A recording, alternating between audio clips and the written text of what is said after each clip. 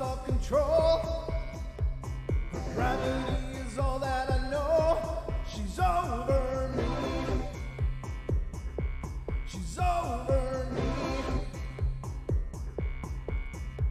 She comes me with her hypnotic dance. She holds me here with only a glance. She's over me. She's over me.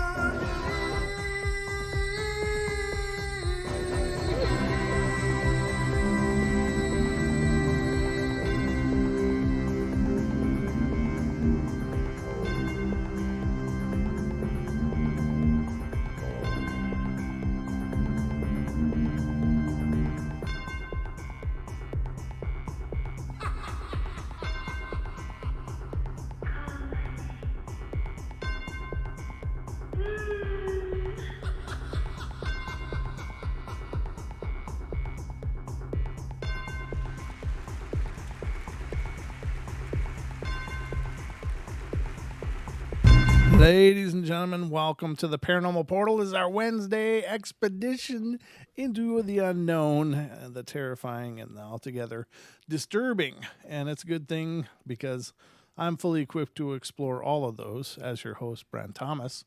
And I need help, though. So it's a good thing that I'm not alone here because my good friend and co-host, Mr. Don Longbeard, is here to help me navigate the waters of the Paranormal Portal. With a single oar. Well, at least, you know, if you're going to be up the creek, at least you got a paddle. Well, going in circles. You can shift from side to the boat. Oh, Yeah. You mean like kayak style? Yeah, Gotcha. or canoe style, yeah. Yeah, okay, Yeah, cool. you don't have to just... Hello, all of my lovely beans. Turns out they work on both sides, They Don. do? Yeah, and that's differing results. It's Is really it weird. kind of like socks? There really isn't a left and a right? Yeah, I don't think there is. You know, none of mine seem to matter. Hell, up or down, left or right, doesn't seem to matter. There used to be a day when shoes didn't have a left or right either. Oh, is that right? Yeah. Huh. You put shoes on. Just put them on. It's okay. Really? Yeah. That must have been lovely and comfortable. I have no clue. I'm sure they weren't, probably. But, interesting. I did not know that. I, however, will sleep much better tonight knowing that. Odd things Don knows. I don't know why. I don't know why. Well, you know, it's a gift, I'm sure, and one that keeps giving here on the portal, which I'm always grateful for. Oh, I thought actually, I saw somebody put it in the chat the other night. Uh-huh. And did you notice I was actually first in the chat tonight? I did. It was really a rare event because I you know. usually I was are like, like fifth, and then you're like first. Oh, damn it! So good. somebody the other day put in, you know, we're always, there's so many names for all of our family. You know, as a matter of fact, Justin Goodearth just put in there paranormal aliens, paranormalians. I don't know how to pronounce it, but anyhow, Okay. But somebody put in paranauts. Paranauts. I like that. That's kind of unique. That's kind of neat. I like that too. Yeah. That's pretty cool. Paranauts. Oh, real quick, just Yeah. so you guys know, the 15% discount at Teespring goes away tonight. 15%, Cal capital letters, Portal 2020, or it's over. I just like doing that now. Look at your screen. You'll see it in a minute. No, I see you doing it. I know what you're doing when you're going. Because it's going to be cut off. The sale's going to be cut off.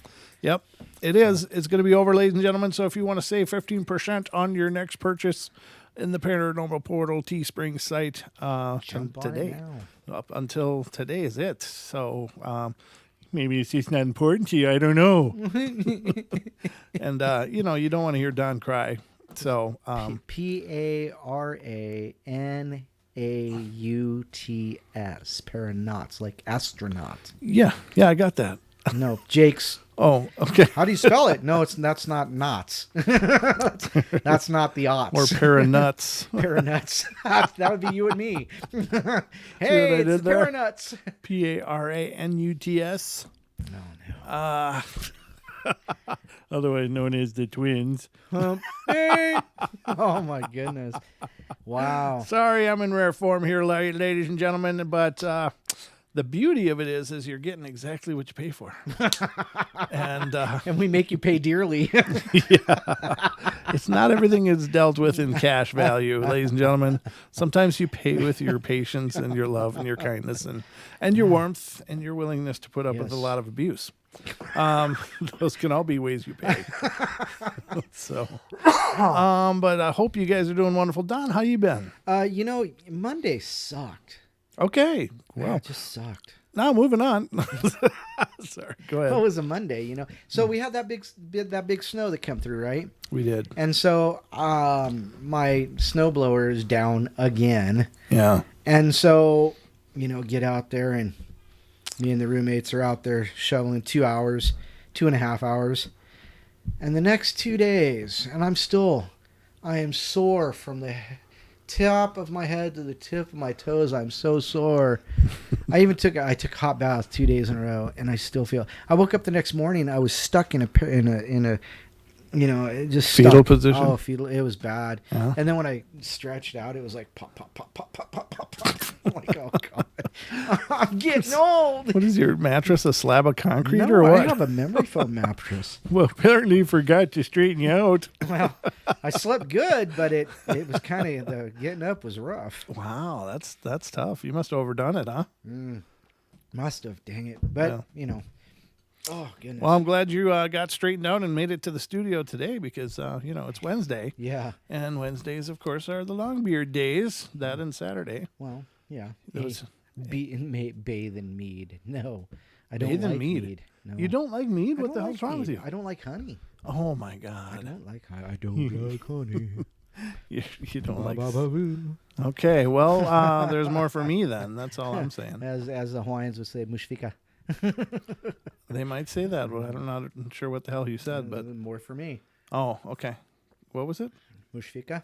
Mushfika? Yeah, it's followed by all pow. Oh, wow. Okay. All pow means I'm full. I'm done. Oh, I'm gotcha. done. Okay. How do you know this? Never mind. We'll move on. Back in the day, there wasn't a left and a right shoe. And Mushfika, ladies and gentlemen, followed by All Pow. All pow. So if you're ever in a Hawaii and you want more, wash fika. And when you're done, All Pow. All pow. Oh, poo. Yeah, I'll bring some. Yeah, well, it's yeah. okay, Julie. I'll be here waiting. It only ages and gets better and better. So Not mead. No? Not mead. Oh, do you have to eat it or drink it? No, well, I would imagine, it is alcoholic. You should probably drink it just because. But should. I think she has like almost 30 bottles. Ooh. So yeah, I don't think or somebody between her and Paisley, they came out with Party like at the portal. Party at the portal. it's a paranormal mead party. Yeah. Between her and Paisley, they came out with like 27 bottles of mead. Ooh. It was crazy. That's quite a bit, yeah. Well, way to roll, guys. I do take donations, for sure. So, ladies and gentlemen, I hope you're all ready because we're going in.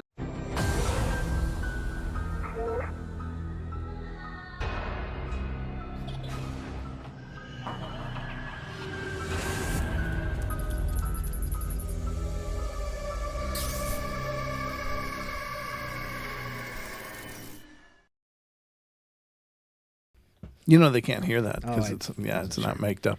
That wasn't mic'd up. So I coughed into the microphone. I didn't mute it because during that segment, you guys can only hear that, the sound effects. So I knew it was safe, but Don was mocking me, which is okay because I'm not too sensitive generally. But we are, of course, the Paranormal Portal, and we are going to go on a journey into the paranormal, and we hope you will enjoy the ride. However, during the show, if you want to call in and share an experience or idea of your very own regarding the paranormal, please call in 720-923-0500. Again, 720-923-0500. It's your passport to fun. Oh my god. It's your passport to the paranormal portal. It is. It's a passport to the portal, ladies and gentlemen. You can call in and be a part of the show, and we'll be happy to talk with you. Yeah, and hear what you got going on, and perhaps give you some advice, perhaps not, depending. You don't always have so much to say. Hey, Jake, good to see you, brother. But why don't you go through who's here, brother? I was just thinking, the only advice we get is bad advice. Well, Okay. Anyhow, so for free. Roll call. Let's see. We've got Barry and Bell Prepper and Beth, Bigfoot Michigan Rob, Big Rob, Black Trees here, Bomber Cameron's here, Chris Jarvis, David Hunt, a new listener. How are you, sir? Nice of you to join us on this lovely day. Dub 45, we've got Elaine. There's Glenn O'Kirk and Hetty Lamar.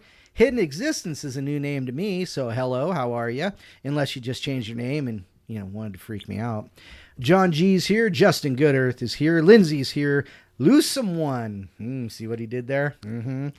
Let's see. There's Mog, one of our other moderators. Mog the moderator. Mystic Hippie Jess is here. Hi, Nessie Monster. How are you?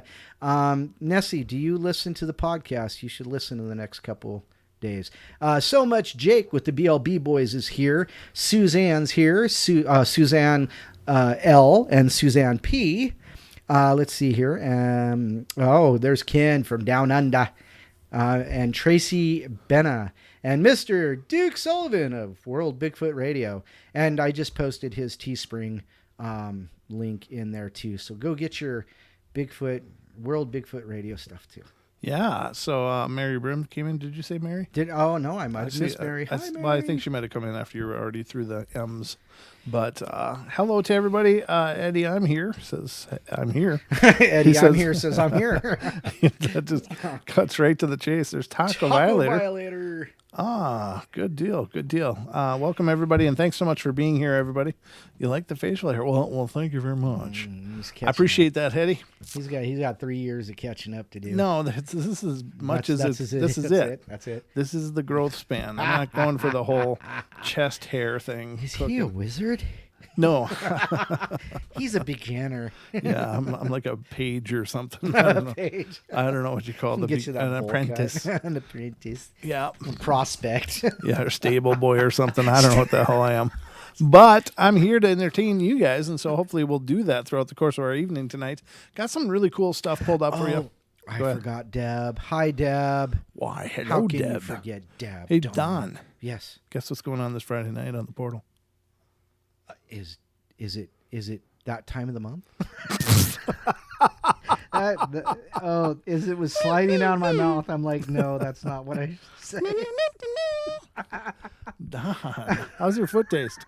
Just curious. It tastes like a left one. Back in the day, they didn't have rights or lefts. They just had feet. So, Brent, what's happening this Friday on the Paranormal Portal?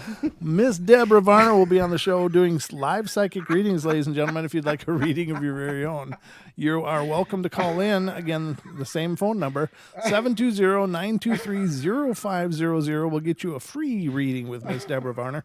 I do want to state up front, though. We're not doing a 4-hour shows anymore. I can't do it.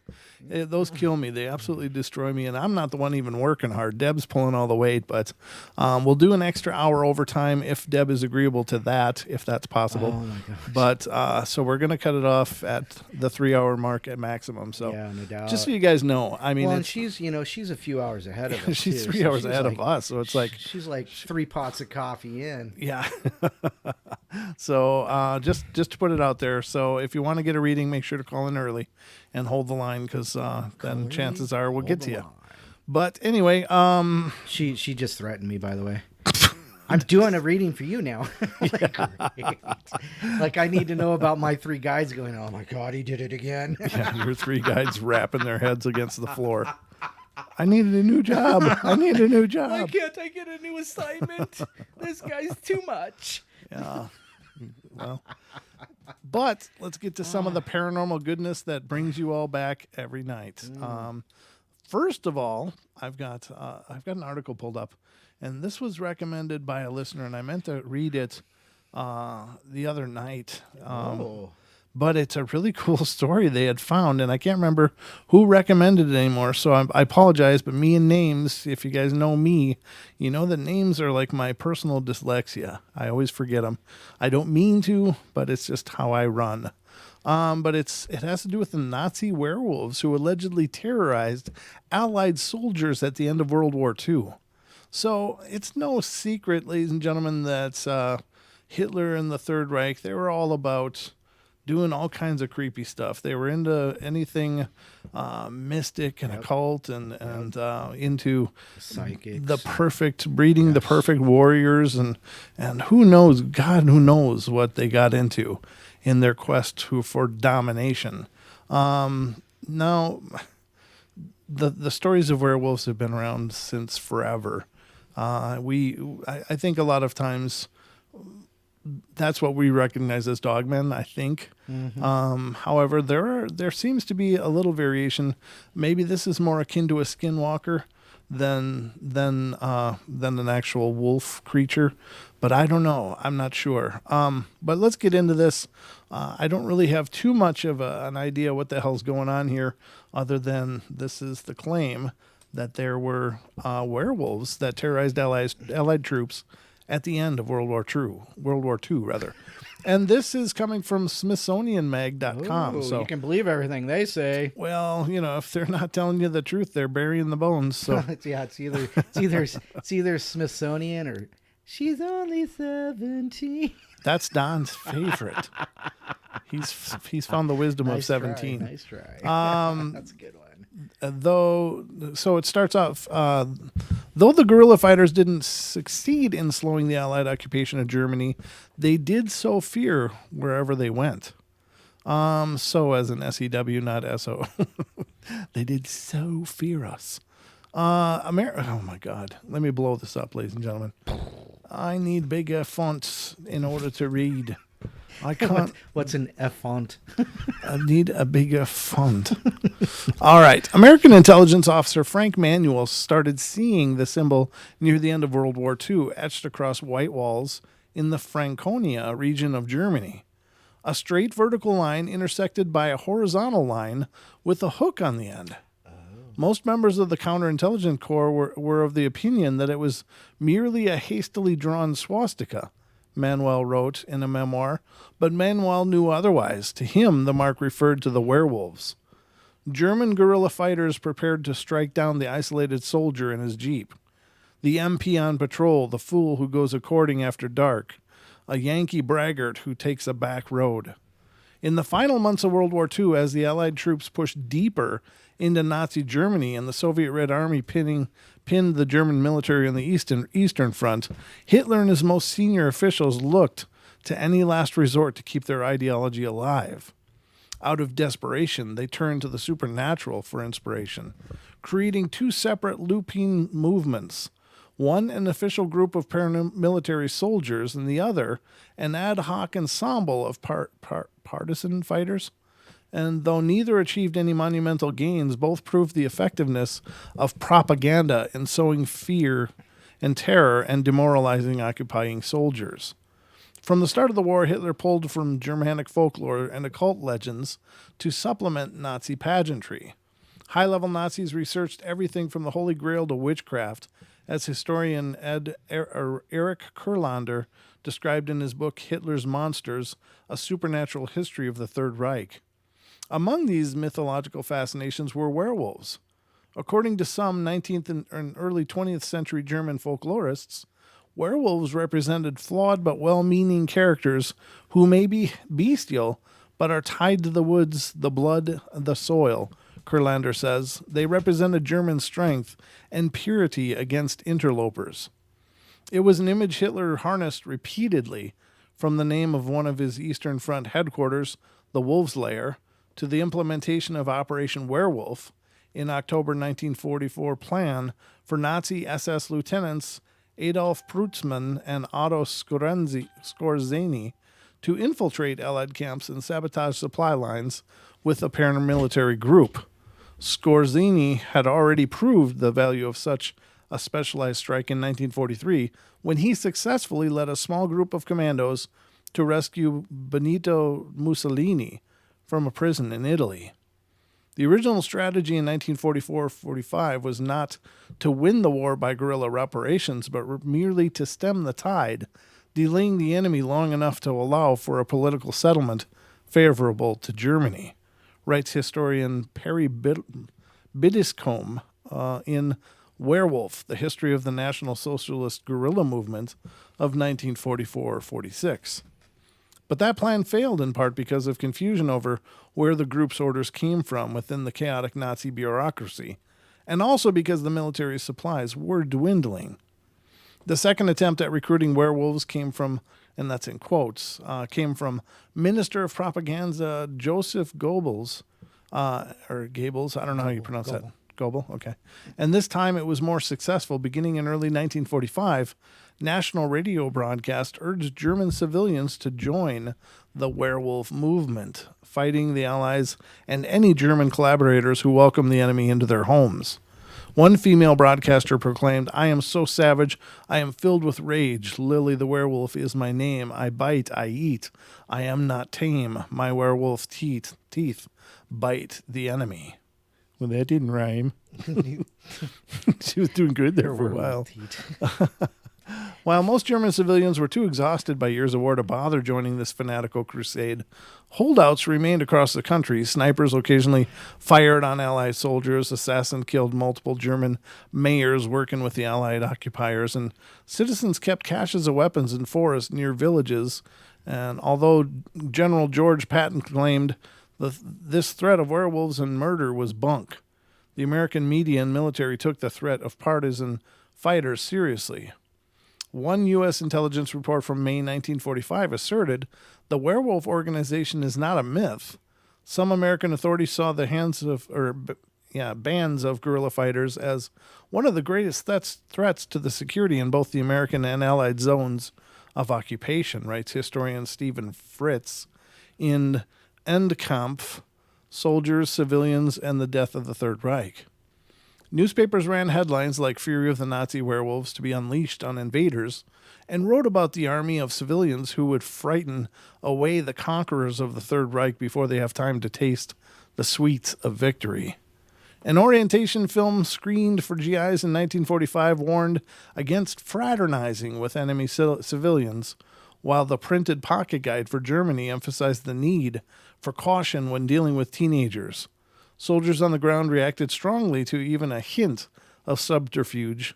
In June 1945, two German teenagers, Harry Petrie and Joseph Schroner, were executed by an American firing squad for espionage against the U.S. military.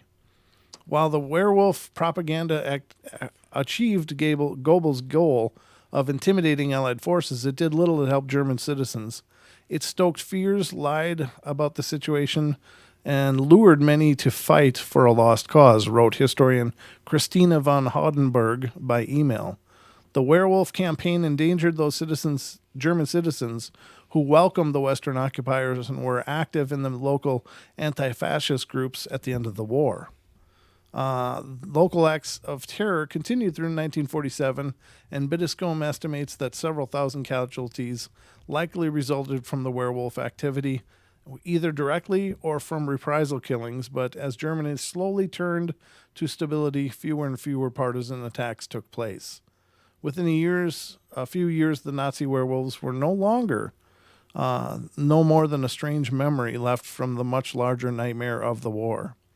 It's fascinating to me that even when everything is coming down around them, the Nazis resort to a supernatural mythological trope in order to define their last-ditch efforts, says Kurlander. To him, it fits into the larger pattern of Hitler's obsession with the occult, the hope for impossible weapons and last-minute miracles.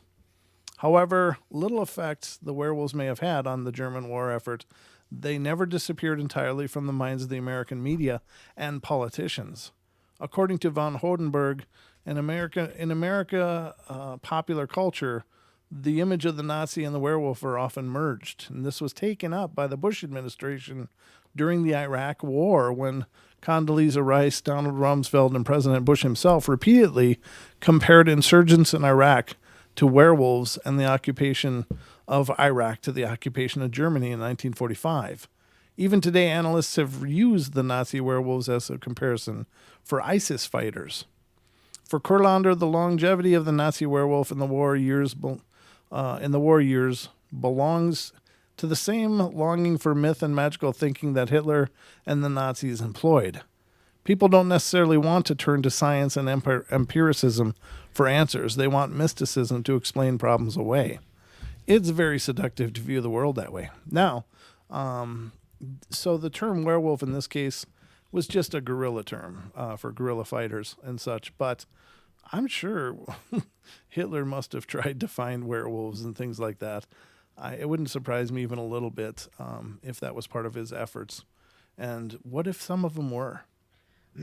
What if some of them were? Mengele was doing some pretty messed up stuff during that war. Yeah. To, the genetic experiments and all of the messed up stuff he was doing.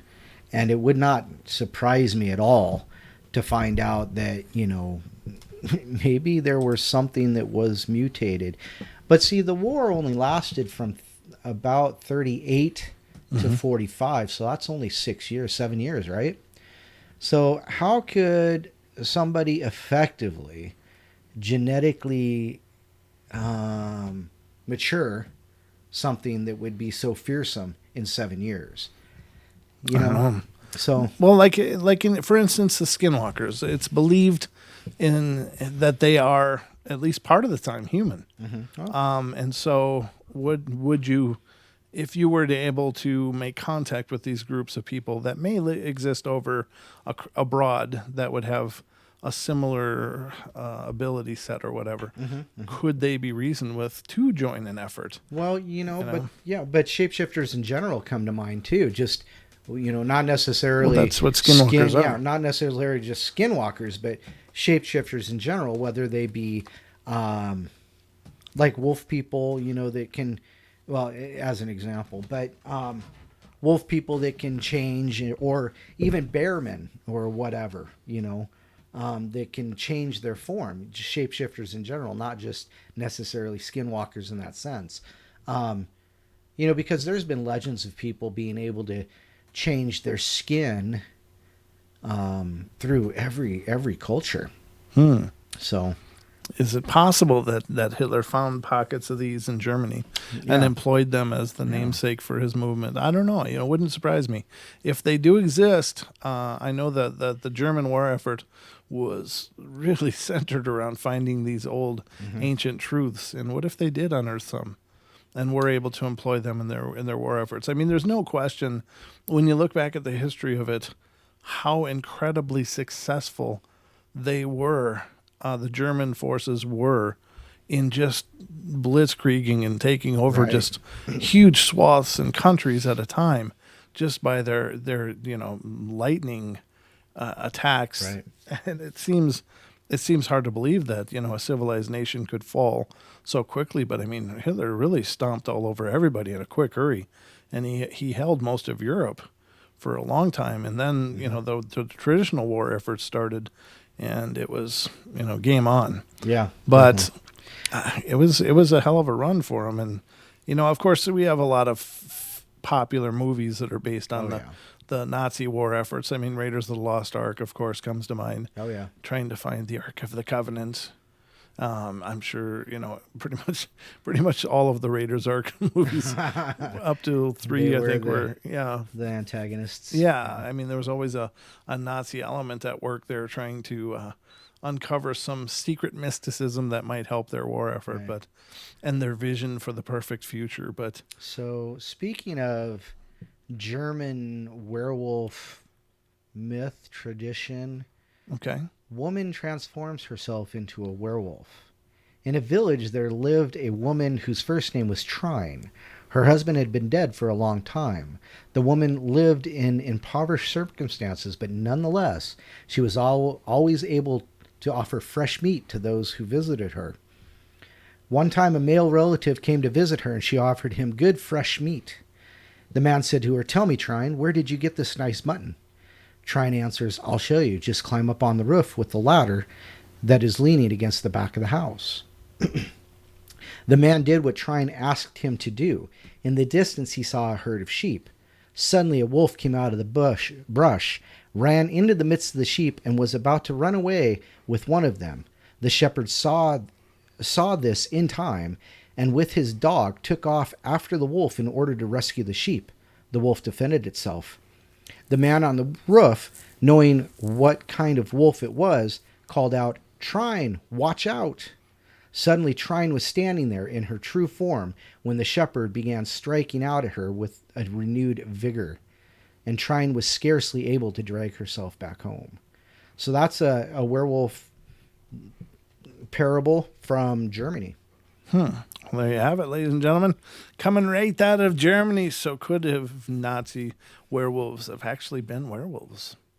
I don't know, shapeshifters, whatever you want to call them, but there has been many ancient references to shapeshifting, and of course, even modern day First Nations beliefs still embody the skinwalker in many of them, and the problems that those have to bear. But there seems to be this weird subculture out there.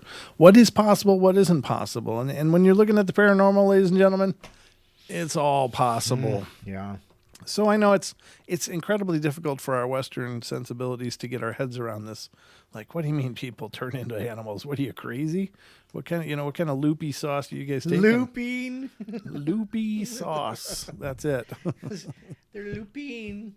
Lupine sauce. Oh yeah, there you go. See, another unintentional. Hold a sec. I'd love to think that I was that clever all the time, but they always happen by accident. So that's my job to point them out. Yeah, I appreciate that. You make me look smarter than I actually am. I know. It gives you a sense of mystique. Yeah, there's no mystery here. It's just there's a certain je ne sais quoi. Yeah. Whatever the hell that is. One time there was not a difference between a left and a right shoe. Yeah, let's just keep going back to that. Ladies and gentlemen, did you know that there was no left or rights in their shoes? I've actually found a few German shape-shifting... What was that?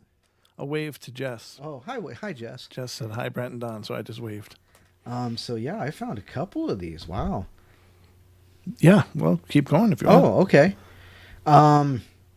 The werewolf. By using a so-called wolf strap, any person could From the top, Don. Let's take it in 5, 4, 3, 2, 1. By using a so-called wolf strap, any person could transform himself into a werewolf. Whoever fastened such a strap around himself would turn into a wolf. If someone called out the name of a person who had turned himself into a wolf, that person would regain his human form. Ooh, that's why that guy screwed up that woman. Yeah. She was doing just fine until he yelled, "Hey, Hey, be careful. Try." Yeah, no doubt. In early times, there were a great many such straps. But today, along with the wolves, they seem to have been banned to Russia. The wolf strap was a gift from the devil. A person who possessed a strap could not get rid of it, however much he wanted to. Anyone who accepted a wolf strap also had to enter into a brotherhood with the devil, surrendering body and soul to him. Oh. If real wolves were feared in earlier times, werewolves were feared all the more. Mm-hmm.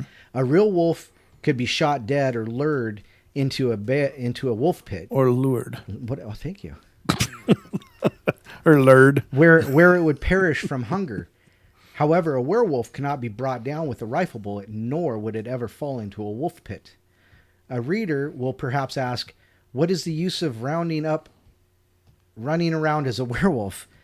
This was not done for no good reason.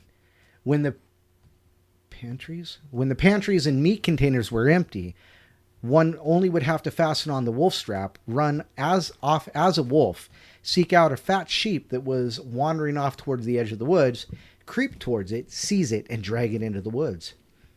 In the evening, one could bring it home without anyone noticing, or the werewolf would know when a peasant was going through the woods with a lot of money.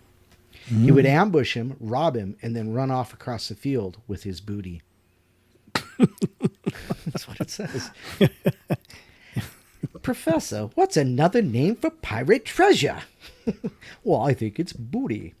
In earlier times, that was a BC Boys reference, by the way. Oh, gotcha. In earlier times, after the horses had been unhitched from a wagon or a plow, they would be driven out to a community pasture where they would be watched until morning by 2 herdsmen.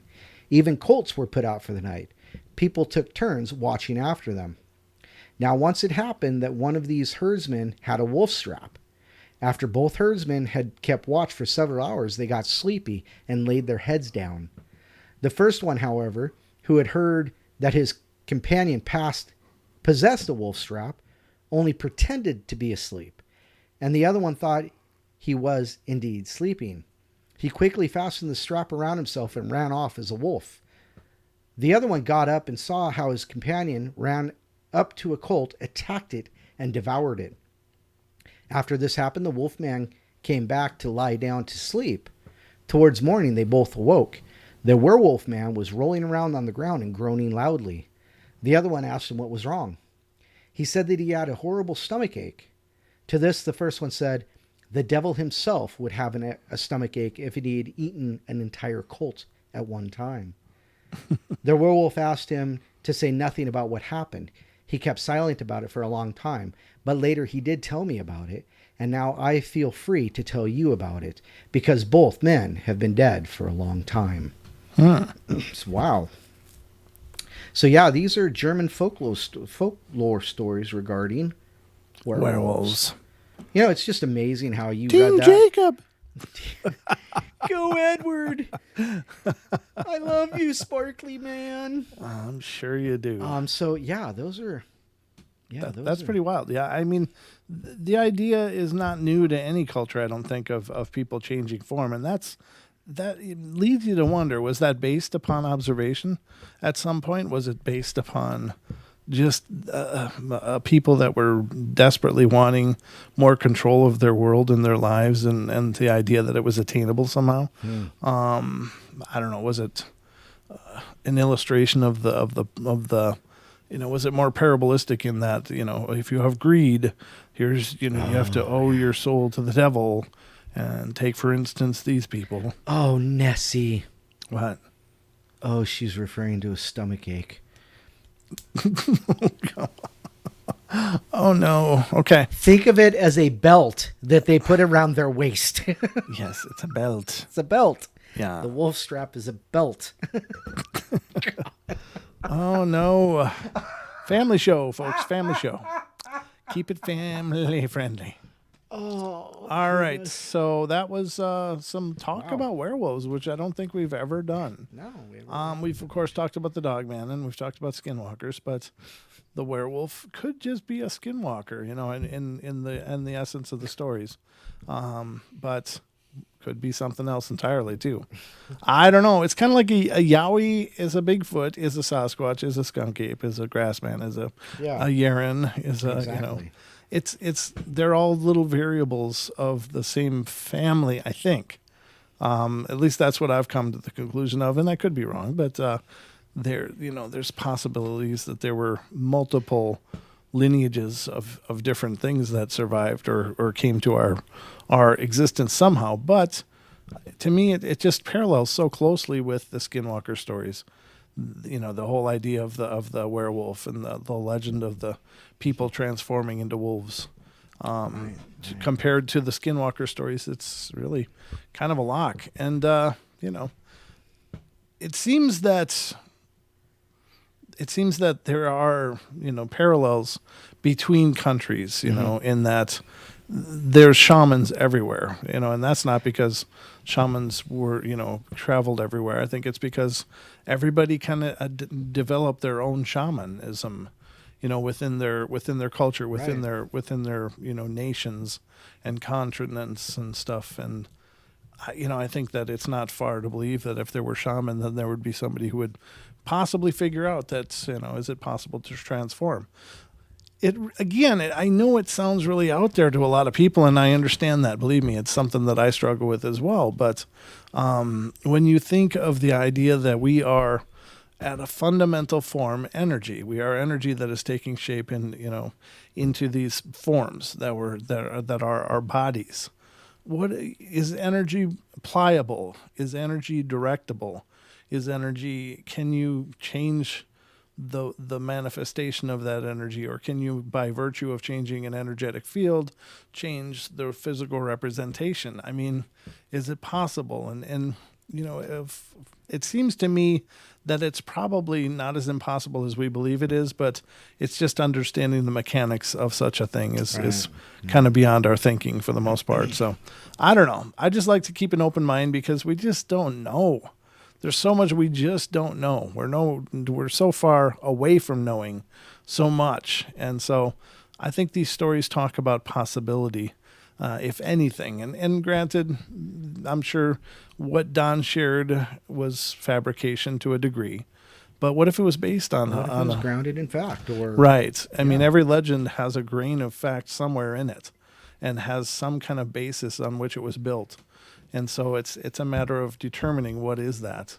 So it could just be psychology. It could just be a fable of sorts to teach a morality. It could be more. I don't know. I don't pretend to know, but I think those are all valid questions when you're looking into the idea of such fantastical things happening. Right. I just think it's so inappropriate to just dismiss something because it doesn't fit what you think at the time. Right.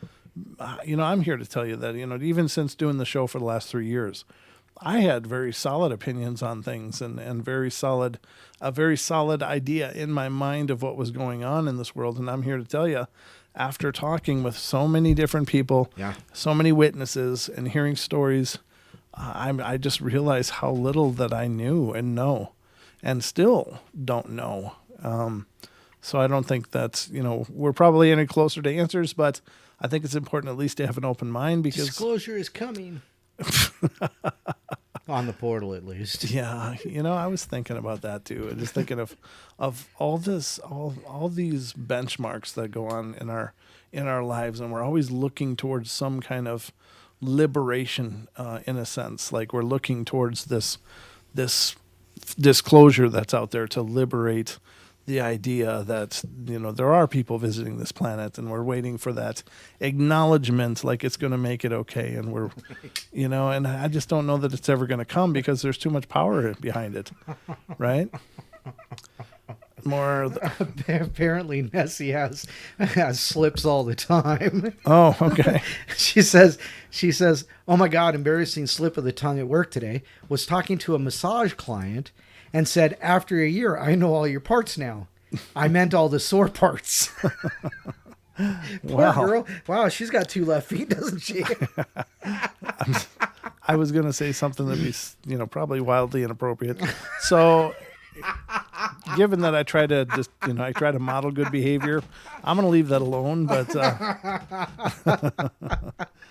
but it's the role of the host to model the good behavior. So that's what I'll do here. Oh, no. Now, another thing I wanted to get in tonight is these sightings that people have had. We're talking about mostly cryptids tonight, it seems like. And so that's fine. I mean, I like, discussing cryptids, and I've been doing more of that lately because I know that a lot of our listeners are really, really into cryptids and cryptozoology. Right. Most are into Dogman, Bigfoot stuff, but I think, that a lot of those same people are at least open to the idea there could be more. And so the phenomena that I want to discuss a little bit right now is the idea that people talk about seeing prehistoric cryptids, prehistoric things. And again, the biggest one we often hear about is a pterodactyl or some kind of pterodactyl-like bird or avian creature that resembles a pterodactyl. And but that's not the only one. So right. Yeah, and you're right. We only hear about those, and everybody says, "Oh, it's a thunderbird. It's a thunderbird." And it may be. I don't know. I've never seen either. So Jake just said it. What's that? Oh, Jake just said it. Yeah, just as I was saying it, he typed it. They said Mothman. Yeah, it's a pterodactyl Mothman. Could be. It's a Thunderman. It's a moth bird. It could be all of them. So we just don't know. And granted, I suppose if there is I'm more prone to believe that if there is some large avian creature out there, they're probably all the same thing. It's just, Right. Whether it's a moth or an owl or a pterodactyl or whatever people are claiming to see, or a thunderbird. It's probably all thunderbirds, really. It's just people not sure What to call them? Yeah. Yeah, it's the whole common Unifying terminology. Yeah, unifying terminology. Bigfoot, Grassman, Yowie. It's Yep. all Momo. Yeah. Yeah. It all became unified with Bigfoot, Sasquatch. All right, so let's get into these. And this is coming from listverse.com. It's 10 bizarre prehistoric cryptid sightings. And these are pretty bizarre. Everybody knows about the Loch Ness and the Megalodon.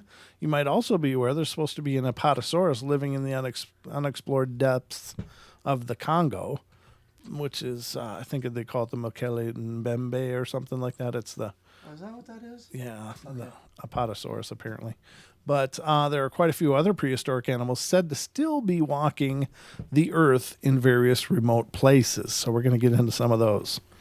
Now, excuse me in advance for murdering the for language. murdering the pronunciations of these things, but I'll do my best to try to make it at least make sense. The number 10 is the Mapinguari. Mapinguari. Mapinguari. It says, the moment you hear it, all your hairs stand on end. It said Manuel Vitorino. He's got a huge name. Manuel Vitorino Pinheiro dos Santos, of his supposed encounter with the South American cryptid known as the Mapinguari. According to a Discover magazine article, the Brazilian was hunting in the Amazon when a blood-curdling scream echoed around the forest. Dos Santos, an experienced hunter, immediately ran and hid in a river. He heard the call 4 more times as the creature moved away. While some have likened the Mapinguari to a South American Bigfoot, it has also been described as an enormous sloth-like creature with large curved claws, reddish fur, and a stench that would peel paint. It has led cryptozoologists to speculate that the myths might actually refer to a surviving species of ground sloth, a group of gigantic bear-like creatures believed to have gone extinct around 5,000 years ago in 1994. Ornithologist and scholar of the Amazon David C. Oren set out to try and track the Mapinguari in the rainforest of western Brazil, collecting over 100 eyewitness accounts of the creature. Unfortunately, Oren's expedition was largely unsuccessful, coming away with only some casts of footprints, a clump of fur that turned out to be from an agouti, A-G-O-U-T-I, and fecal matter that was later identified as belonging to a giant anteater. So that's the Mapinguari. Now, the next one on this list is the Lukwata, Lukwata. It says, one of the more legendary entries on our list, the Lukwata is a Sudanese cryptid said to lurk within the swamps around Lake No. Lake No. Okay. Want to go swimming? No. No. It is usually described as a great serpent about 30 meters or 100 feet in length. According to a 1937 article by Captain Hitchens, its eyes flash deadly fire, and it feeds on men and large animals, which it seizes with monstrous twisting tentacles protruding from its muzzle. Admittedly, this doesn't sound much like any known prehistoric beast, but other accounts describe only a long neck and a small head, similar to a saurian such as an Apatosaurus or possibly a Plesiosaurus. The Lukwata is also known in Uganda, where the Baganda, Wasoga, and Kavirondo tribes supposedly associate the creature with sleeping sickness and made burnt offerings of sheep and cattle to the beast. So that's another one that's allegedly out there. Oh, no. Oh, I remember this. I remember seeing alleged pictures of this, but I don't know. The Japanese plesiosaur carcass. In 1977, a Japanese fishing vessel was trawling for mackerel near New Zealand when its nets dragged something very peculiar up from the deep. The carcass, which nobody could positively identify, but which looked remarkably like a plesiosaur, caused such a stir that the Japanese government issued a commemorative stamp depicting the plesiosaur skeleton that same year. While the media might be expecting to play up a surviving dinosaur angle, a few scientists surprisingly did so as well, perhaps because they weren't used to working with samples as badly decomposed as this one was. But it wasn't long before other better scientists pointed out that the carcass of this sort are discovered fairly regularly and usually turn out to be sharks or whales. Soon after the carcass became international news, tissue samples produced evidence that the creature was actually a dead basking shark. Decomposing basking shark carcasses lose the dorsal and caudal fins first, followed by most of the lower head area, making them resemble a sea serpent or plesiosaur. Okay. Interesting. That is interesting. So it was just a basking shark, apparently. Those basking sharks get huge. Do they? Yes. I don't know. I don't know much about them at all. But I'll trust you. The next one is the Queensland tiger.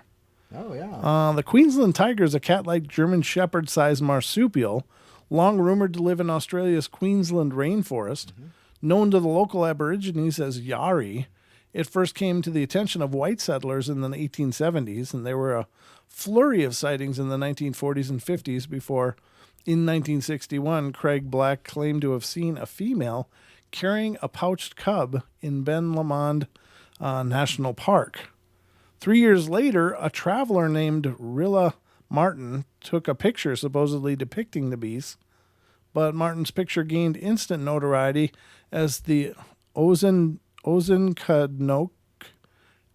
tiger photo. The jury is still out on whether the photo is authentic, although what looks like an artificial prop supporting the creature has been identified sticking out of the bushes. I don't know.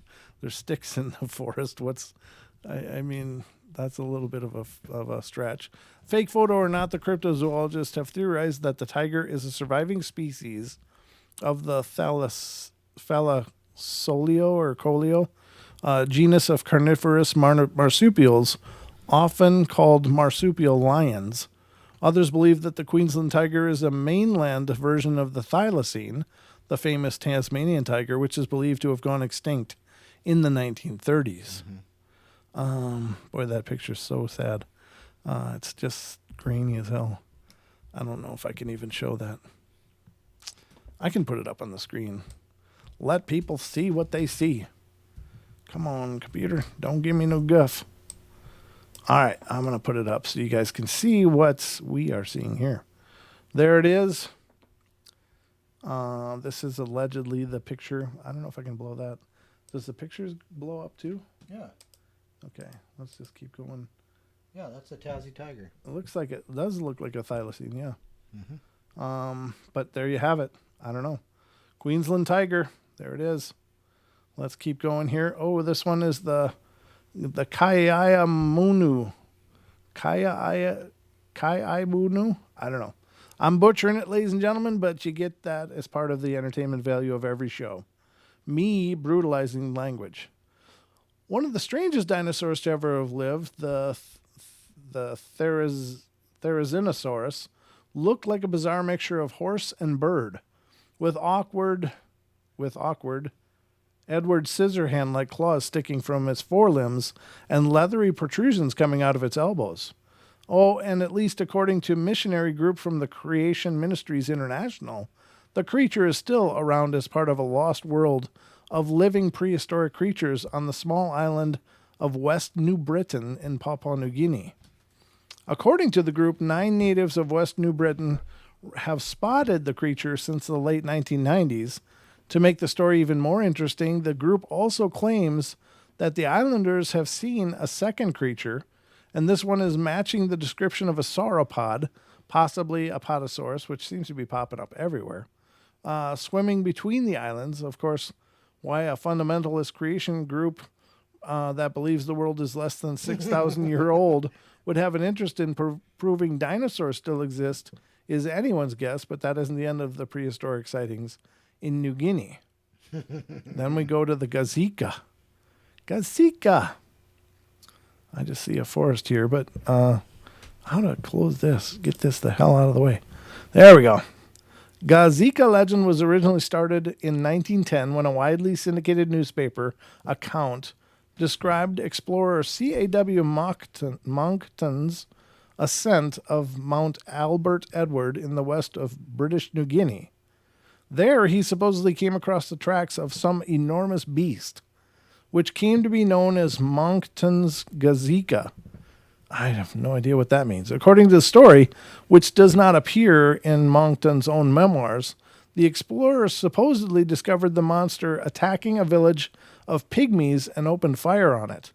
The huge Gazika at once turned upon him, and as it reared up on its hind legs and pawed the air, it looked to the hunter as big as a house, standing fully 25 feet. 2 of Monckton's bullets seemed to take effect, and a stream of blood flowed freely from the animal's shoulder. But before Monckton was able to reload, the animal turned and fled. By that time, it was too dark to follow him, and Monckton never had another opportunity to renew his pursuit. While there were a number of holes in the story, New Guinea is not known for its pygmies. The article stated that the supposed description of the creature reminded Dr. W.D. Matthew of the American Museum of Natural History's Diprotodon, the Pleistocene epoch's giant wombat. Diprotodon was the largest marsupial to ever live, growing up to 3 meters, 10 feet from nose to tail. Accompanying the article was a depiction of the pygmy race reportedly observed in the expedition. With an artist's reconstruction of the giant footprints of the Gazika, creationists have claimed there are similarities between the reconstruction of Diprotodon's footprints, and unfortunately, they don't match nearly as well as the creationists claim. Well, there's the Ngubu. I'm going to say that's Ngubu or Nubu or however you pronounce it. In 2000, cryptozoologist William Gibbons and David Wetzel were in Cameroon doing preliminary research for an expedition to search for the fabled Mokele Mbembe. When a local pygmies told them of yet another cryptid in the area, the creature has supposedly fought elephants over territory. Despite being smaller in size, it was described as a Ngubu rhinoceros. However, the pygmies insisted the creature had an additional 6 horns around a frill, reminiscent of a Styracosaurus, a late Cretaceous beaked dinosaur similar to the better-known Triceratops. Dutifully, we showed them drawings of the Triceratops, and again were rebuffed by the comment that while it looked like the Ngubu, it did not have nearly enough horns, and that they were in the wrong place or on the Triceratops. I asked what they meant by that, and the men told us that Nububu, I don't know, had 6 horns on the frill itself, and one of them drew the configuration for me on a scrap of paper. The difficulty with this theory is that Styracosaurus fossils have never been found outside of North America because some natives of the region describe the Nubu quite differently and do not recall a frill. Some cryptozoologists instead identify the creature with Stegosaurus or Kentrosaurus, which at least had the decency to come from Africa. Witty journalism, love it. Quetzalcoatlus, Northropy. Okay. All right, number 3.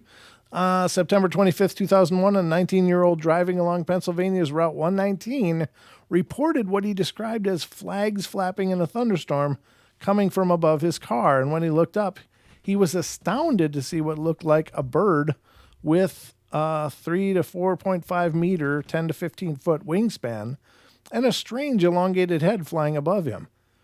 Could it have been a pelican?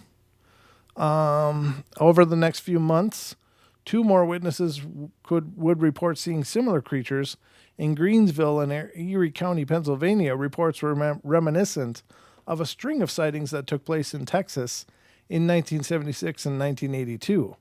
In all the cases, the creature described remarkably similar to the pterosaur. The sightings in Texas even occurred near to where the fossil of Quetzalcoatlus northropi, a large pterosaur of the late Cretaceous, was first discovered. Interestingly, the pterosaur sightings seem to occur close to each other in waves. That suggests that people were really seeing something, but what? One obvious candidate is the frigate bird, whose gray feathers can look like leathery skin from the right distance and whose wingspan can reach 2.5 meters or 8 feet. The frigate bird hardly ever lands except to tend to its young. The frigate bird. Okay, nice. Frigate, not Yes, friggin'. sorry.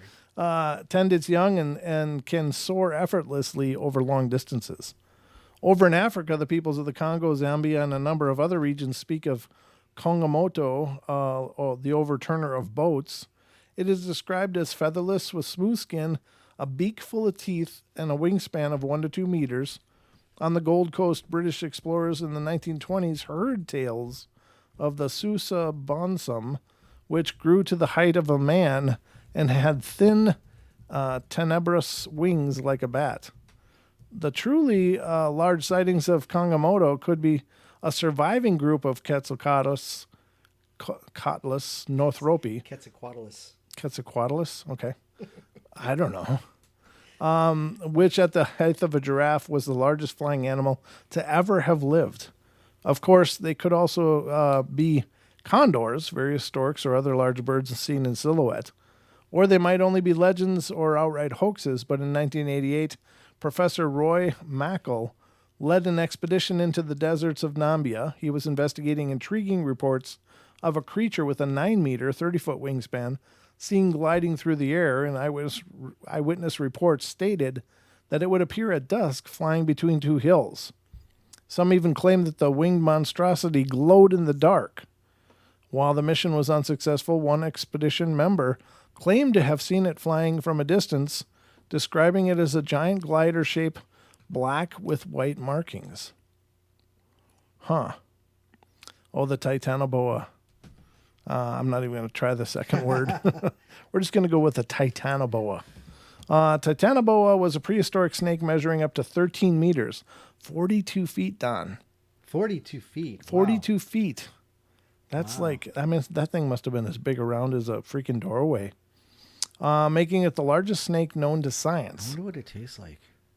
Chicken. Chicken. Its remains were found in northeastern Colombia, and Jason Head of the University of Toronto says that he just about screamed when he saw the size of the fossils. We would too. So it shouldn't come as much surprise that the Amazon has legends of giant snakes much larger than the anaconda that make the region its home. Natives of the Amazon call it the Yakamama, mother of the water, black boa, Sucuri gigante, or gigante, or however you pronounce that, or cobra grande, and reports have ranged from 50 meters, 164 feet, to a more realistic 18 to 24 meters, 60 to 80 feet. There have also been reports of anacondas that have reached lengths approaching the bottom range of the Yakamama sightings, but none have been confirmed by science.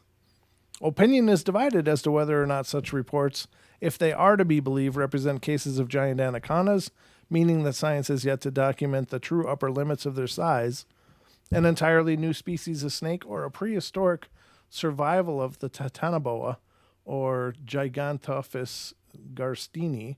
In 2009, a man from Northern Ireland named Mark Warner and his son Greg traveled to the region to try to capture evidence of the creature, assembling a team to carry out aerial surveys of selected locations. And after 12 days in the jungle, hazardous weather conditions, hundreds of still photographs, and hours of video, the two men captured a photo of what they claimed to be a gigantic snake about 40 meters, 131 feet, long, and almost 2 meters, 6 foot wide. Wow. Now, there has been some debate about just how large the anaconda can grow, but 40 meters is an extraordinary claim requiring a lot more evidence than a rather unclear aerial photograph. Warner and his son have planned additional expeditions to track down the monster and have recommended thermal imaging surveys of the region, but so far no new evidence has surfaced. Why thermal? Snakes are not warm-blooded. I mean, what are they going to... Oh, that's a log. No, it's a snake. I mean, it's going to match the temperature of the region it's in. I don't think thermal's going to help a whole bunch. The Burenjor. The Burenjor. I knew him well. He'd like to yell at the sun. Oh, boy. All right. You just knew the real king of beasts had to be around here somewhere. And, of course, he's from Australia. Cade, you never told me this, just for the record. None of our friends down in Australia. Yeah, what's going on, you guys? You holding out on us, trying to keep this for yourself? I got a few Maori, but not, that's New Zealand, though. Yeah, the Maori were the warriors, right? Yeah, that was, but so, yeah, anyhow, I'll go into it later. Go ahead. Well, he's from Australia, where everything seems to want to kill you anyway. That's what we said, Don. Yes, that's correct. The Australian Aborigine peoples call it the Burenjor, describing it as a bipedal giant reptile with strong legs and small, almost useless arms. Sound familiar? Throughout the 1950s, Australian cattle ranchers reported the bipedal tracks of some large creature that was attacking their livestock. One of the most dramatic sightings, which continue to this day, occurred near MacArthur River in 1957. Cattle began to panic. Ranchers were perplexed, especially when one of their team ran screaming into a nearby river for relative safety. A loud grunting and snorting noise was heard. Witnesses viewed the silhouette of a tall monster fleeing into a nearby scrubland, and daybreak revealed several mutilated cattle, some half-eaten. Other candidates for the Burenjor are the Allosaurus, the Utahraptor, or Utah Raptor, sorry. I don't know, I'm just... Utahraptor. Utahraptor. Utah Raptor, or nearly any other mid to large-sized theropod. The remarkable thing about the Burenjor tales is that, unlike most cryptid stories, reports of the Burenjor stay remarkably consistent over time. But how could a population of creatures as large as the mighty Tyrannosaur feed themselves aside from the occasional cow or crocodile? Maybe they ate all the other giant lizards that supposedly live in Australia. I mean, God, an Allosaurus is not the same size as a Tyrannosaurus, though. I mean, there were supposedly maybe half the size. Yeah. But maybe I'm mistaking that. Oh, what the hell? Look at that old picture. Holding up some kind of lizard. Velociraptors of the Old West. There have been many known sightings of smaller theropod-like lizards across the American West, collectively referred as to the river dinos or river lizards. Examples include mountain boomer of West Texas, said to be a bipedal lizard up to 2 meters, 6.5 feet tall, with greenish or brownish skin. In 1993, an investigator named Jimmy Ward claimed to have heard tales about it. A giant lizard that walked on its hind legs and whose voice sounds like thunder.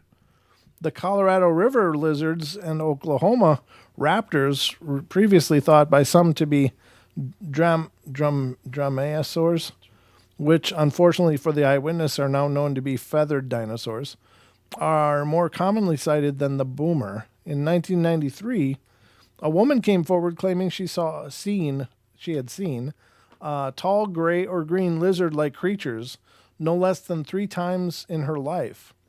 Her first encounter was in May 1935 when she witnessed 5 of the creatures near Pagosa Springs. And there are several photographs in existence supposedly portraying living American dinosaurs, and one of the best known pictured above shows a young man with a rifle holding what looks like the dead carcass of a baby dinosaur that he presumably shot. Excuse me. And another shows what looks like a Tyrannosaurus jutting out from just over the hill. Reports like this persist. Well, it's the Wild West with dinosaurs. Who can't get behind that? Lance is a funny author. I don't know. Does look like a little lizard. It does. I don't know. What do you think, Don? Are there dinosaurs out there? That would be a baby raptor. I mean, that would be. Yeah, because raptors are like 2.5, 3 meters. Yeah. Anywhere to 6 to 9 feet. Yeah. Yeah, they must have been pissed. The kid shot it. You shot my baby. Yeah, you betcha. But interesting enough, I mean, these reports are out there, ladies and gentlemen. Take of them what you will. I don't know. I find it very peculiar, odd, strange, crazy, maybe, but I don't know. They keep coming in. That's the problem, is that they don't just fizzle out. People still claim to be seeing these big lizard beings or dinosaur-like things, especially in the skies. The most of what I've heard of are the pterodactyl-looking things, but right. a lot of these other ones were absolutely new to me. But I guess it stands to reason. There's a lot of land out there without people on it, so That's true. That's true. maybe they could be out there. But I don't know why we don't find remains. You know, I gotta wonder. You know, especially in regards to Australia specifically right now with what's going on. Oh, the bushfires? Yeah, you know, I wonder if anything's going to pop up out of there. You know? I mean, who knows? You know, maybe we'll find a new, you know, another Aussie tiger, or, you know, maybe we'll find it was the Allosaurus, right? It was talking about the Allosaurus, so maybe we'll find something like that. Yeah, that'd be crazy. No, I gotta say, you know, it really hurts to hear news like this. But apparently, they've arrested just so many people that have been setting these fires. Yeah, I was talking to Kate about it the other day. I mean, what the hell is wrong? I mean, how freaking broken does a person have to be? Be like, I'm gonna just go burn down a bunch of wildlife areas. Well, you know, I was talking to someone else, another Aussie that I speak to every now and then, and you know, question the idea that maybe what if these are like, you know, crisis actors or people who are coerced, or, you know, just patsies in general. Yeah. You know. Yeah. Very true. I don't know. Could be fall guys. Could be a false narrative. Who knows? I wouldn't put too much, you know, out of the realm of possibility at this case, because I just don't trust any of these stuff. Huh. Now, this one's kind of cool. This one kind of sounds like a good follow-up. And this is from True Horror Stories of Texas. Again. I love that page. I do too. I'm really kind of loving it. They do a nice job. True Horror Stories of Texas, and this, since we're talking about pterodactyls, is pterodactyl-like humanoid spotted near 3 rivers. Remember everything I said about them not being smart, Don? Maybe I was wrong. Maybe they became more people-like. Here's another unusual and creepy story involving a flying humanoid in Texas.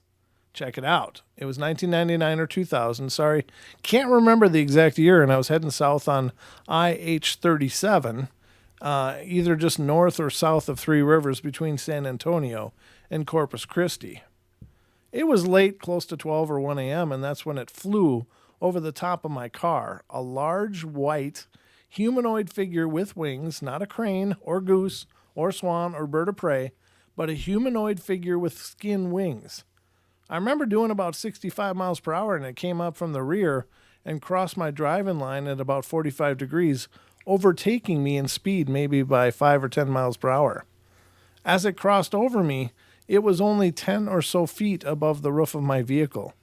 Wingspan was probably 6 to 8 feet, and the skin was white. The wings looked to be constructed or shaped more like you would expect to see on a bat or a pterodactyl, but with solidly defined human arms and on the leading edge. There are definitely human legs trailing behind it, and the torso was built like a human because it came from behind. I did not see a face, but looking back, I'm glad I did not see a face. This is not a casual story. I saw this and will never forget it as long as I live. Huh. And there's another related story sent by an anonymous source. I live in Arlington, Texas, and about 11 years ago we were traveling north on Highway 360, but south of 120. It was sometime after midnight, and my husband, myself, and a friend of ours witnessed what seemed to look like a huge bat-like creature fly just in front and overhead of our vehicle. The reason we noticed it so clear was the moon was so bright that night that you could clearly see it had a wingspan of at least 6 feet, which is really small. And since then, we've been through there several times, but haven't come across the creature again. Very, very sad. Very, very wild. If these things are out there, I mean, what does that mean, dude? What does it mean, Don? It means that we really don't know what's going on in our own world. We really don't know, ladies and gentlemen. We are not as smart as we think we are. I think that's what it's telling me. Is that what it's telling you, Don? That's what it's telling me. It's telling me loud and clear. You know, and we talk about just like that basking shark you talked about just a little bit ago. You know that they thought was a pterosaur, a plesiosaurus carcass. You know, no, we do not need a no. No, no Longbeard portal calendar. Oh, that's awesome. We should probably develop that. It could be in different poses, Don. Can I have a body double, please? we'll just Photoshop my face on there. Maybe not just the face, but not the face, but the beard certainly. You know, is the whole head. You know. Yeah, we'll just airbrush you on different poses. Yeah, it'll become works of art. And unfortunately, I forgot where I was going with that. You did? I was talking about the plesiosaur, the basking shark plesiosaur. Yeah, we don't know much about our world. Yeah, so, you know, you can look at that carcass and you say, oh, it's a plesiosaur. But when you get down into it and you start looking at it and it's missing, you know, the fins, like they said, and things like this, you go, oh, well, you know, this is what it is. It's just like that picture you talk about, the picture of the deer. Oh, yeah. And the hunter pointed it out, and you go, oh, you can't unsee it now. Mm-hmm. That's exactly what it is. So, yeah, I mean, even just these normal things that we see every day, sometimes we just don't see them correctly, or we see them out of the corner of our eye, and they're a little different than they were before. Yeah. Or like when you wake up at night and your bathrobe's hanging on the back of the door, but you think it's like, you know, some kind of ghost or something, and then you realize, well, it's not what I thought it was. It is what it is. So, So, you know, you always have to think that way about it too, you know. So there you go. That is true. That is very true. Very wild. And good to see Diana. Diana, I don't care if the masses have spoken. I don't care. They're not speaking, they're typing. Big difference. We'll start a GoFundMe for Don's calendar. Yeah, maybe for my liposuction first. I'm gonna get butt implants. Then I'll do it. Yeah, you gotta have some back. You got the front, you gotta have some back. Talk about things better not mentioned. Yeah, well, you know, I'm with you, brother. I'm nowhere near calendar shape. There's no way that's happening. But the only girls who like me are the ones who like circles. Okay. Arnold Schwarzenegger. No, thank you, Barry. Schwarzengruppe. All right. So we are moving on. Let's see. Humanoid figure caught on trail cam. Davy Crockett National Forest. Oh. That sounds lovely. Davy Crockett. King of the Wild Frontier. Sorry. That's true. That's what I understand anyway. The legend of Davy Crockett. Didn't he die at the Alamo too? He did, yeah. Yeah. Yeah. All right. Let's see. Where are we at?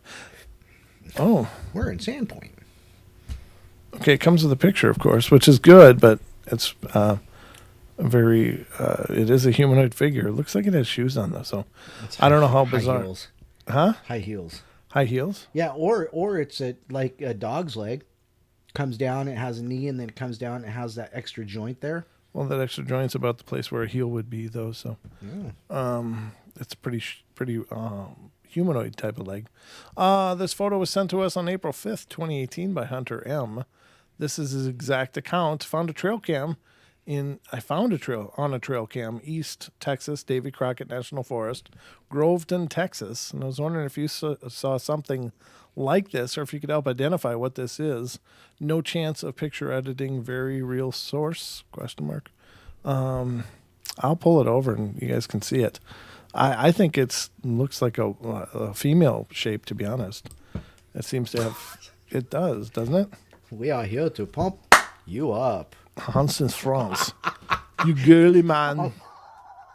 All you girly man and your girly muscles. There's the picture, ladies and gentlemen. I don't know. I'm seeing looks like a very female form to me, with the way the back and the hips curve. John, you okay? Fashion shot. Yeah, it's a runway shot. She was practicing. I don't know. It's peculiar. I imagine if it was out there somewhere remotely, that would be weird. but you don't know, I mean, it's a trail cam. They just take a static shot of the area they're aimed at. You have no idea what's going on anywhere around this camera. I mean, there could be a campsite, or some people camp somewhere near there. Do you see the orb? Huh? And the ear? What? And the 3 baby Sasquatches hiding in the bushes? Oh, yeah, of course. Yeah, there's a face here, here, here, here, here, and here. There's a gnome. There's a velociraptor over here. There you go. Yeah. Oh, there's a thylacine. Yep, exactly. And so they've got to be in Australia. Enter. I'm sorry. Yeah, it's Davy Crockett National Forest. But I don't know. I mean, to take a picture this ambiguous, it just doesn't seem to, be, I don't know, identifiable as anything. Could have been. I mean, it looks like she's wearing white pants, unless she's very pale. I don't know. I just don't know what I'm looking at here. But I like how you've assigned it a gender. Well, I mean, look at the way the curve goes, and it looks like a thicker hip here, a thinner midsection, and it does. I mean, I don't know. It just seems to have the female. Sure, in high heels. It does kind of look like pumps or something. You're right. In the forest, that's a functional way to get out there. But it does look like a female form. I was thinking the same thing, Cha-Cha. What did she say? Dude looks like a lady. You guys think it looks like a guy? No, they agree. It does. Okay. Oh, Jake. Oh, Jake. Nobody knows what Jake's is saying, but we're glad he's here. We need a Jake translation Google program. No doubt. I think this was pretty straightforward, though. Yeah. Oh, was it? Okay. All right. So, and okay. Yeah, I see it now. Butterface. Barry, you're not supposed to know words like that. Okay. So anyway, that's a strange trail cam shot, ladies and gentlemen, here on the Paranormal Portal. And it's brought to you by TrueHorrorStoriesOfTexas.com again. Want to give them credit because this is their site. They're awesome. Yeah, they are awesome. Really good stuff. I like their site a lot. They've done a good job here. They've done a real nice job. It's not really, long. There's not a lot of stuff on here, but there's some good stuff on here. Creepy 3-foot-tall creature with sharp teeth spotted on Highway 18. Don, that sounds like it should be talked about. Pukwudgie, maybe. Could be. Definitely the pointy teeth. Would be Pukwudgie-ish. All right, this says a couple months ago we were contacted by Mike out of La Jolla, Texas, who claims to have witnessed a bizarre cryptid in West Texas. Check out Mike's story below. Hi, my name is Mike A. I'm from South Texas, La Jolla, Texas. I'm here working on the pipeline, staying in Monahans, Texas. While a few months ago I went down to my home place, a few days later, I came back and it was a hot, sunny afternoon and it took me 9 hours to get to Fort Stockton. And from there I took Highway 18 north towards Monahans, Texas. Something didn't felt quite right. Something didn't felt right. It was a lonely highway, saw many dead deer and animals along that highway. About 15 to 20 minutes north, I saw something eating a dead deer, and I stopped to see what it was, and that thing popped its head up while chewing that deer meat. It was about 3 feet high. If you've seen the movie Critters, it looked exactly like that, except its colors were brown with black spots. That could be a Pukwudgie, Don. You might be right. It might have been 2 arms or long ears coming down from its head, and I can still see those sharp, shark-looking teeth full of blood to this day. I'm not making this up, so travelers going towards the oil fields, be extra careful. Be aware when you stop to take a pee. It says take a piss on the highway, on that highway. Yeah, no doubt. Something like that come running out at you. Oh, yeah, for sure. And ladies and gentlemen, I'll put that up on screen so you can get an idea what this guy allegedly saw, and that is apparently it. The holy hand grenade. Yes, exactly. What?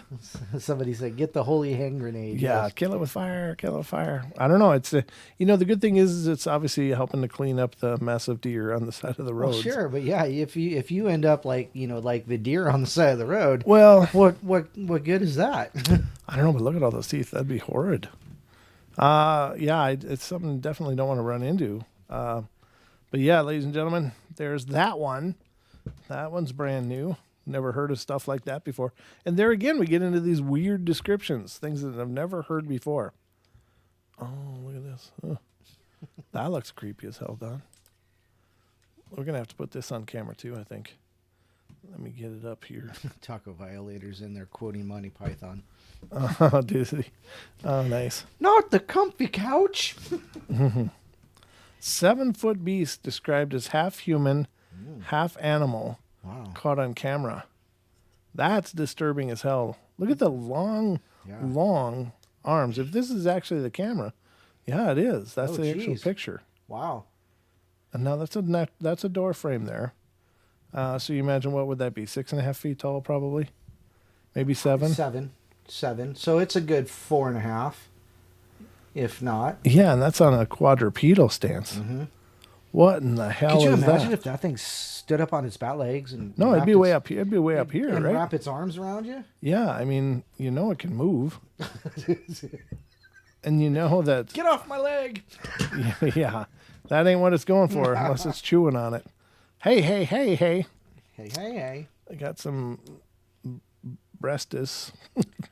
According to the sun.co.uk, I don't know if that's a credible news source or not, the sun.co.uk, and various other news outlets, a mysterious half-human, half-animal creature has been caught on camera that is said to have murdered 2 dogs.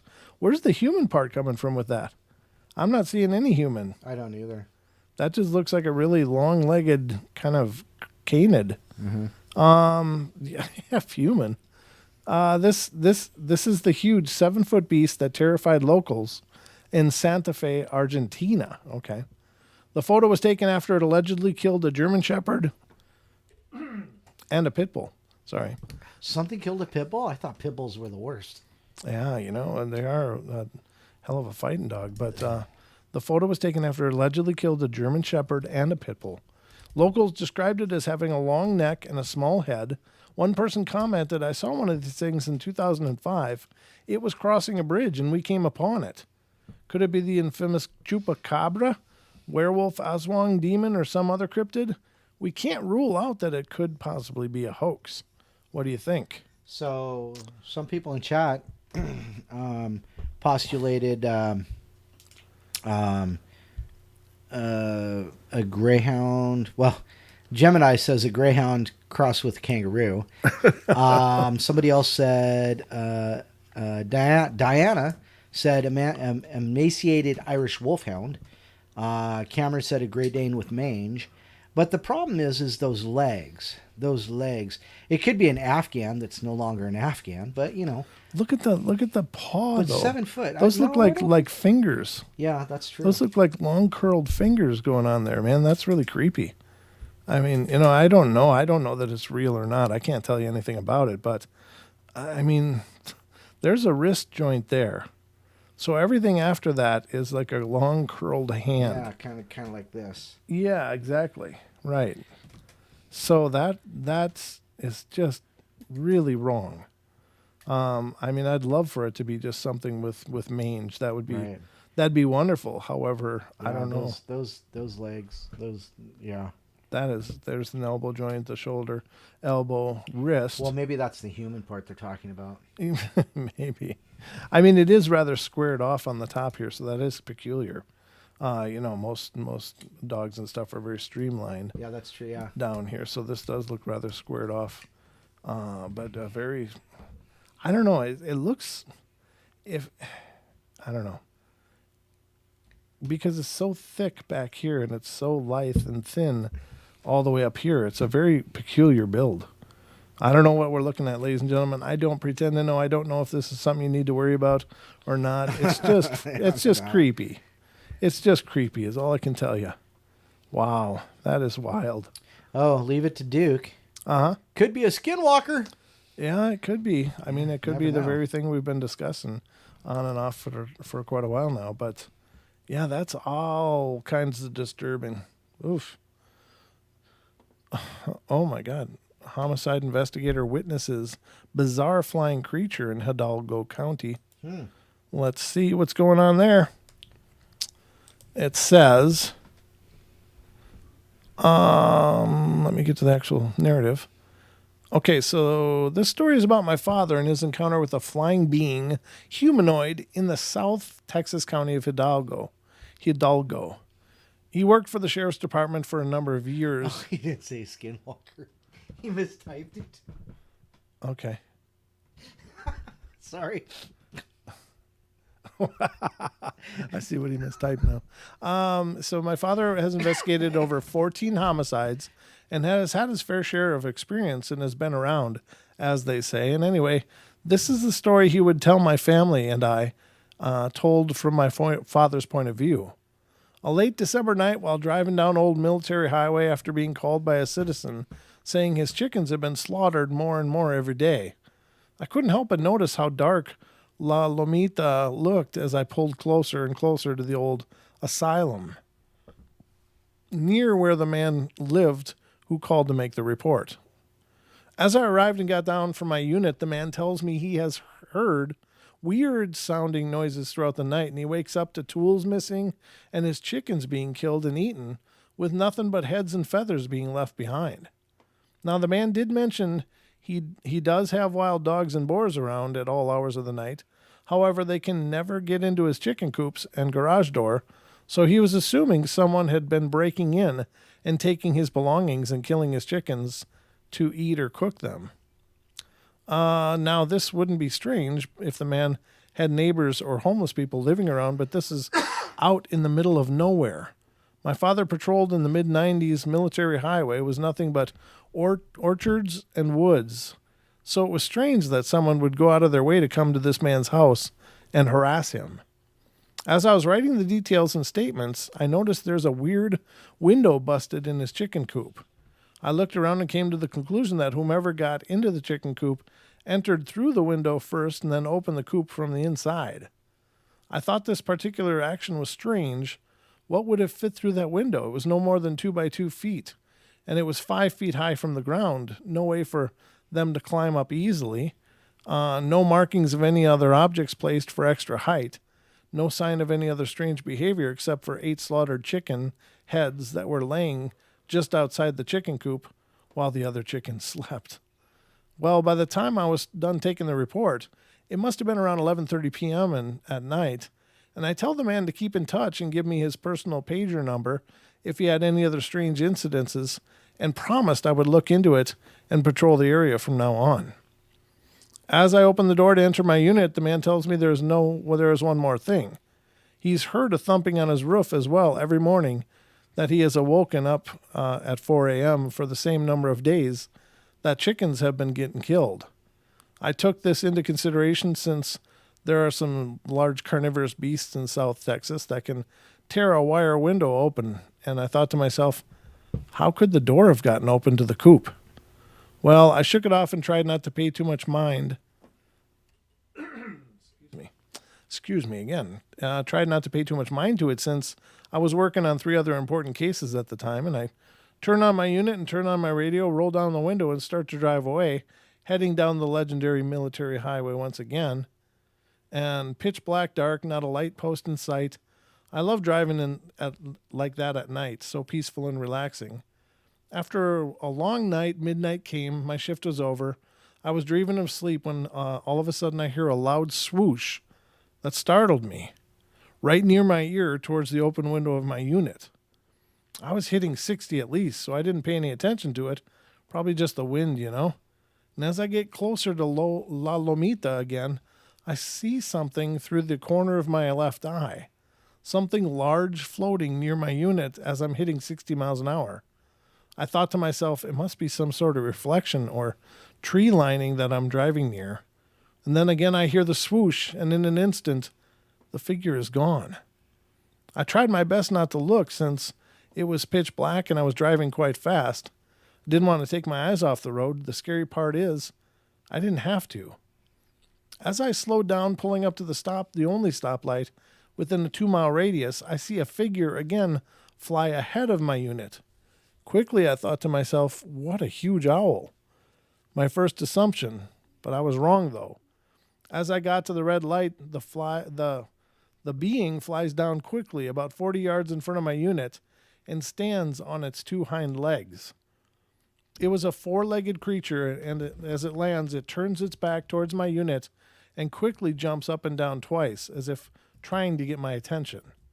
Not knowing exactly what it was, I hesitated to get down. I didn't even think about it. Whatever this thing was, it was so bizarre and strange looking, it looked about the size of a full-grown pelican with brownish dark wings and blood and body, claws on its front legs. From what I could see, it had a dog-like snout. I didn't get to see any of the teeth. It flew away within about 8 seconds as the light turned green. Being freaked out, I rolled up the window and lowered my radio, tried to tell myself it was just a bird, but it was no bird. It was too large and heavy looking to be a bird. Plus, there was no beak and 4 legs. For years, I've heard of strange reports and sightings along Military Highway ever since that one night. Wow. Huh. What do you think of that one, Don? It's reminiscent of a lot of stories we've read. You know, the whole, I saw it out of the corner of my eye and it was keeping up with my car, and Yeah. and so, you know, it's one of those stories that just seem to come up every now and then. It is, isn't it? Yes. We get a lot of them here on the portal, ladies and gentlemen. Not that one necessarily. There's another flying humanoid. They get a lot of those down there too, Don. Flying humanoids? Yeah. Where did the crow man we were talking about last week? Yeah, but that was Was that down in Texas. Texas? I think so. I think that was the Texas area as well. Huh. Well, I don't know. That one's strange, though. So there's an unknown hairless creature. There's a bat-like flying humanoid. The Midnight Game. I guess we can go with the unknown hairless creature, but that just sounds like a mange kind of thing. I think it does, anyway. That mange looks like it must be just miserable. Man, hey, more fatty liver stuff. Oh, cleanse your liver. Now you can tell you how to cleanse your liver with this ad. Well, Nice. get right on that. I'm hoping some mead will help. No pressure, Julia. Mead. Oh, mead. Mead. Oh, mead. I said mead. Mead. Yeah, get those good bacteria down in there. Yeah. That's what I'm talking about.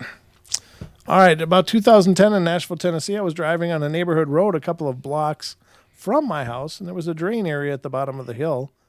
I saw something drinking the water there, and I slowed down to look because it just looked different, and I thought it was a greyhound dog. And when it looked up at me, I wasn't scared. It was hairless. It did not look mean at all. I didn't see any vicious teeth, but it had pointed ears like a big fox, very long legs, not eggs, and a thin tail like a greyhound would have, but it was not a greyhound. It came to my car and sat down and took a look at me, and I was very afraid that at that point because my window was down on both sides, but I was afraid to move. It had a head that was like a wolf. Then it stood up again and wandered off down the path of the drain area behind some homes there, and it was very clear to see under the streetlights and just getting dark. I never saw anything like it before, but afterwards, I kind of felt sorry for it because it was so ugly, but not vicious towards me. I have no clue. Could this have just been a very sick dog? And if so, how come nobody had seen it, nor had anyone tried to help? Or the Humane Society caught and put it down? I always wonder about it because it was so strange. No pics, but I wish I would have. It just happened too quickly. But I know now that I will always have a phone ready for strange things. Mm-hmm. And many have happened to me, but in a time when cell phones were not common. Huh. So in this case, it was just a hairless dog that sat down and looked at her. Could that be a skinwalker? I don't know. It looked like a greyhound. Gracious. I don't know. They're everywhere, Don. They're everywhere. Grab your shotguns and your potash. Your ash from your fireplace. Yes. Don't be an ash. Don't be one. Very interesting, though. I don't know. Huh. There's, we'll get to the bat-like flying humanoid because we've been doing a lot of those lately. So it's kind of neat to hear that they're coming out of Texas, too. Or disturbing, one of the two.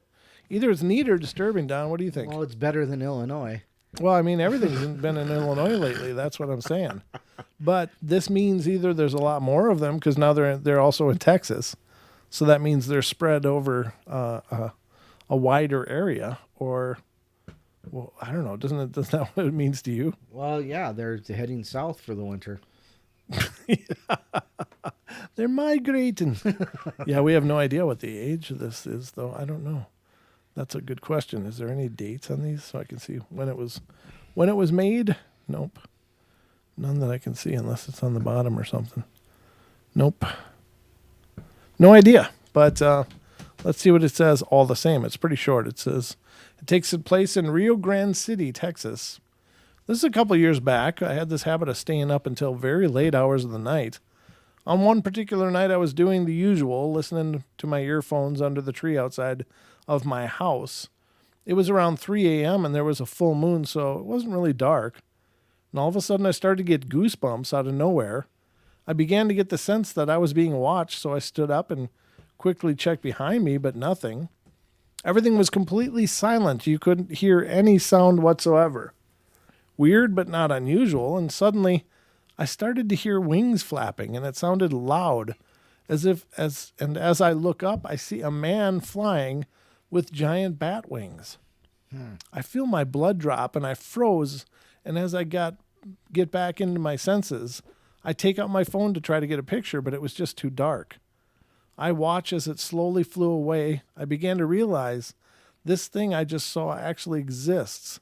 This humanoid creature roams our town late at night, watching us. Oh, wow. So this Jessica is the person's name, sent in a picture of what she claims she saw. No way. This is what she That's claims. scary as hell. I agree. I don't think this is a good thing to see. She says, here is a picture Jessica sent in which closely resembles what she saw. How about that to start your blood a-pumping, Don? Just flapping above you. That'd be, yeah, that would not be good.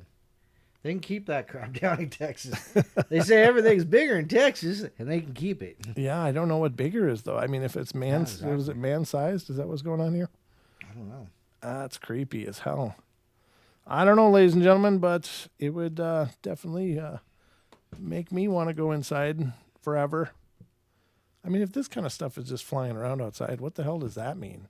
We're in trouble. Right? Right? That's what I'm saying. What the hell just happened? I lost more stuff. And I lost my chat window. Oh. I don't know how. They all just decided to close on me. But there they are. They're all back. Don, we're at about 15 minutes away. Really? From the end of our journey tonight. Wow. Wow is right. Because that's just how we roll here on the portal. Jesus, everything just closed. Like everything just suddenly closed on my computer. There's the call board. Okay, that's back up. Every window, I was just sliding it back over and everything just went, boom, see ya. All right, we're back, though. We are back. Oh, there's a podcast as well. Interesting. I don't care about the midnight game. The Duende of the Corn, Santa Maria, Texas. Duende of the Corn? That's what it says, Duende of the Corn. Rather than Children of the Corn, Don. Uh-oh. It's the Duende of the Corn. Well, that was in Iowa anyhow. Not in Texas. Malachi, he wants you too. He wants you too. Oh, poor kids. All right, so let's see what's going on with the Duende of the Corn. That's just creepy looking. It's hard to believe in paranormal activity, especially when you have never had a reason to believe in it. My story proved to me that unusual things can happen, and here's my story. I wonder if this is the actual owner of the site's story. Very cool if it is. That's really cool. A couple of my closest friends and I usually hung out around a campfire on Saturday nights just to relax from all the stressing weekdays.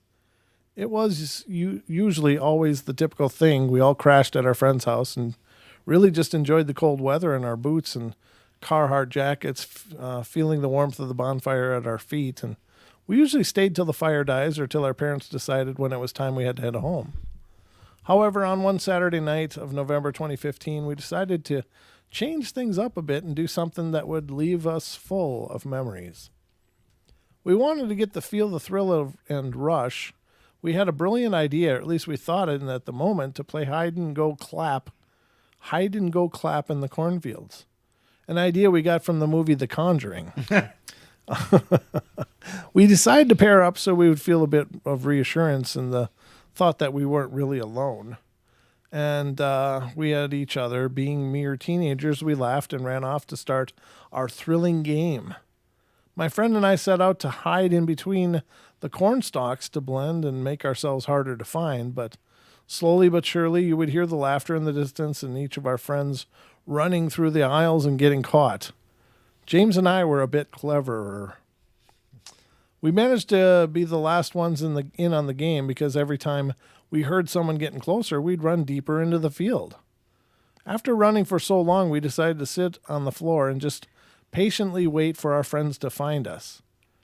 After about 2 minutes of silence, we heard large footsteps coming in.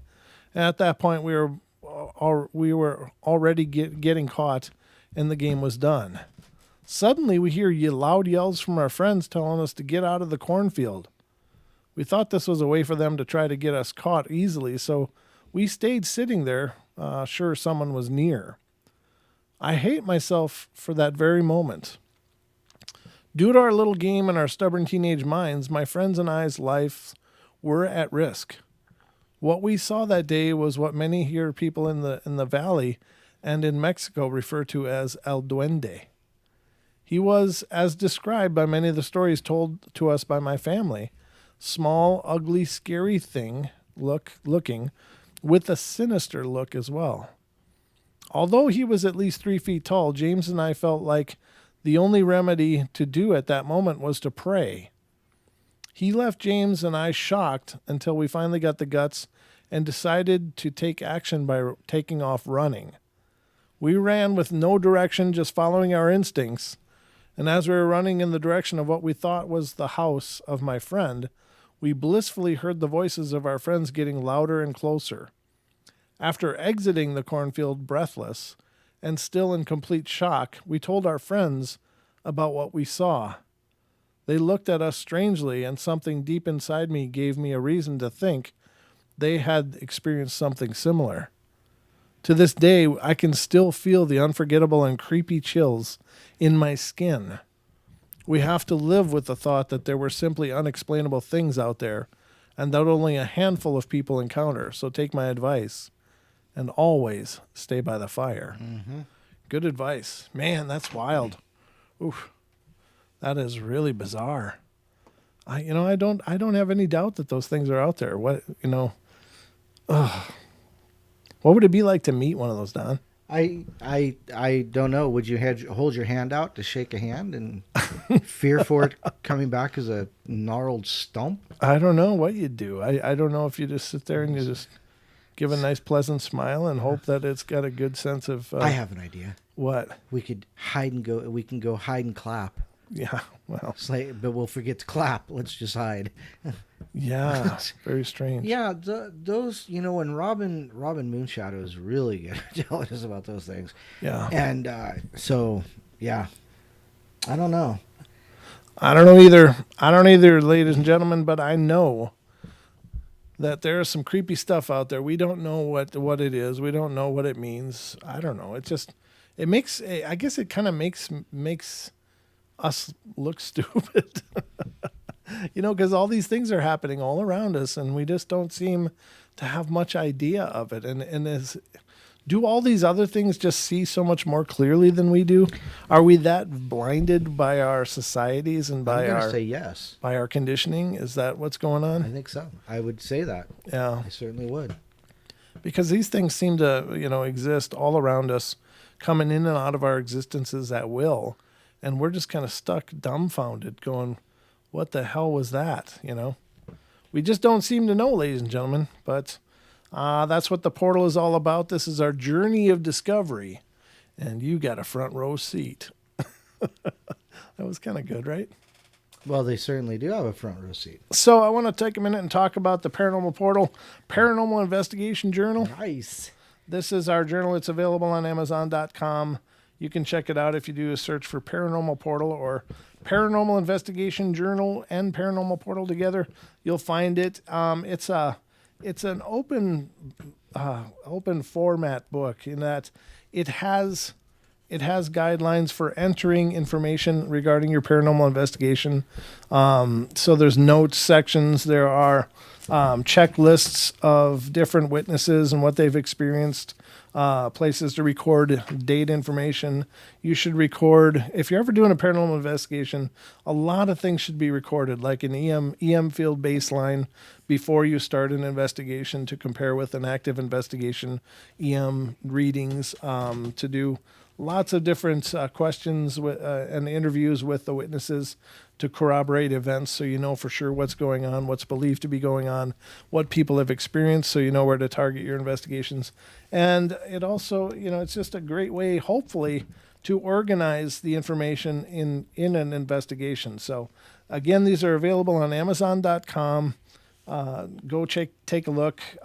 It's just our attempt to try to help those people that are starting to get into the paranormal field or are already in it. I mean, it's fine for seasoned investigators as well, but it's just our attempt to help people collect their information in a cohesive and intelligent manner, and to give you hopefully good data sets to compare your information with at the end and with other investigations, et cetera, et cetera.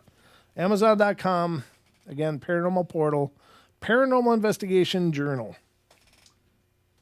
And it's just lovely. Looks good on any coffee table. What's up, Mid-South Sasquatch? How you doing? Good to see you. Thanks for coming in. We got a bunch of people here, Don. We did all right tonight, huh? We did, yeah. We did pretty darn good. We've had a few people that we haven't seen in a while pop in, too. Oh, nice. Yeah, well, Diana I saw, but I didn't see anybody else. Well, Sarah's here. Sarah's here. Oh, good. Now, Don, review the coupon code that's ending tonight. The coupon code for our Teespring store, which is teespring.com/stores/paranormal-portal, is Portal, Portal 2020, all capital letters, all one word, Portal 2020. It's a 15% discount to get you your new gear for the new year. That's so clever. I do that pretty well, huh? You do, yeah. You're kind of a good pitch man. So, but it is expiring tonight, ladies and gentlemen. So if you want to save 15% off of anything you see here on the screen, head over to teespring.com/stores/paranormal-portal and use the coupon code Don mentioned, but I'll repeat it now. Portal, capitals all the way through, PORTAL 2020, and you'll save 15% off your purchase. So that expires tonight, and it's just a way of saying thank you to all of you, and to maybe help those of you that are kind of sitting on the fence going, I kind of like something, but got to save my money. So We'll maybe save you a few ducats. Ducats. And it might just do that. Well, it certainly will do that for sure. So anyway, guys, that's about going to wrap up our journey tonight, I think. Don, anything in closing? Oh, just the regular. Don't forget to like, subscribe, and tune in every night.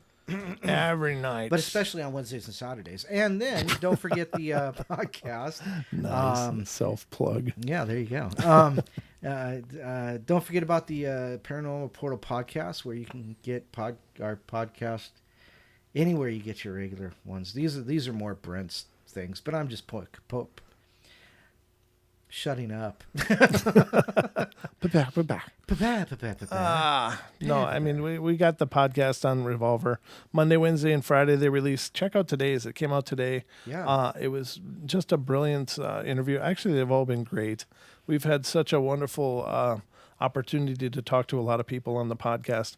A lot of people that have experienced some amazing things. So if you check out Pandora, iHeart, iTunes, Spotify, and a bunch of other ones, search for Paranormal Portal and you'll find our podcast series. We have 111 or 113 episodes now. We put out such epic amounts of everything. Oh my gosh. We are spewing forth paranormal into the multiverse. But we hope you'll definitely check it out. And again, please like, share, subscribe. Make sure you're subscribed to our channel here. That'd be great. We really appreciate your support. And thank you all for being here. Anything else, Don? Thanks. We love you. Welcome to the end of Hump Day. And it's all downhill from here. I'll see you on Saturday. You will. All right, guys. Well, that's going to wrap it up for us here on the portal. We love you all. Be good, be kind, be nice. Take care of each other. help each other out, find the magic in every day, and remember to laugh as much as you can. And Sarah, Don has been the one to set up our Teespring site. So if you need assistance, I wouldn't be able to help you, but perhaps Don could give you some pointers if you need. But we love you guys. Thank you so much. And I'll be back tomorrow night with some night terrors. So we'll see you then. Good night. Good night.